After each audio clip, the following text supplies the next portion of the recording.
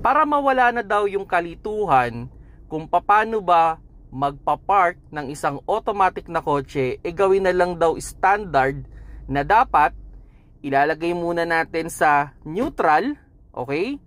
I-engage natin yung handbrake, tatanggalin natin yung paa natin sa preno, sisiguraduhin natin na yung handbrake na yung nag-handle ng weight ng sasakyan, okay? Na hindi na siya umaatras and umaabante.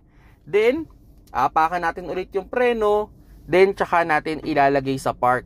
Meron kasi mga suggestion na yun na lang daw yung ituro sa mga new driver para mawala na daw yung kalituhan. Kasi meron akong mga ginawang video na sinasabi ko nga na pag nasa pantay lang naman na kalsada from drive, okay, pwede naman nating idiretso yan kagad sa park.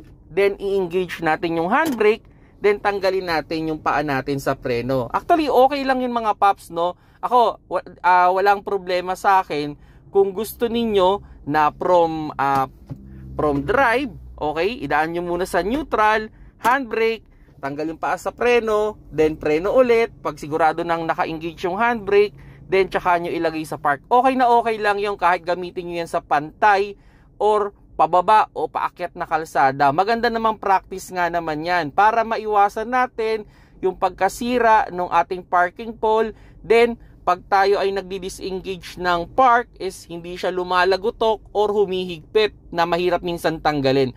Okay na okay yun. Kahit nasa pantay, pwede nyo namang gamitin. Pero ako, on the practice, kahit naman from drive, ilagay ko kagad sa park, okay lang, basta pantay yung kalsada. Pero kung paakyat o paahon yung kalsada, dun ko ginagawa yung practice na inilalagay ko muna sa neutral, bago ko hina-handbrake, tinatanggal ko yung paa ko sa preno, sinusure ko na naka-engage yung handbrake, bago ko ilalagay sa park.